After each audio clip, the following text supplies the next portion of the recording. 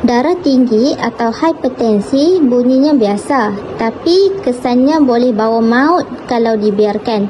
Apa itu darah tinggi? Secara mudah, ia berlaku bila tekanan dalam salur darah kita terlalu tinggi sampai jantung kena kerja lebih keras untuk pam darah ke seluruh badan. Bacaan normal biasanya bawah 120/80.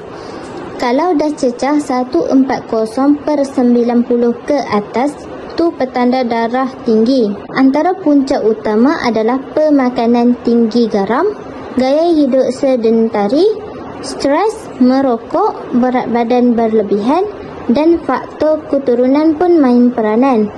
Apa yang menakutkan, darah tinggi ni tak ada tanda awal yang jelas. Tahu-tahu je kena strok, jantung tersumbat atau buah pinggang dah mula rosak.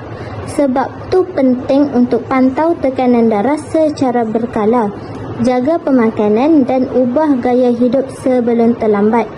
Ingat, jaga tekanan darah hari ini untuk elak risiko besar esok.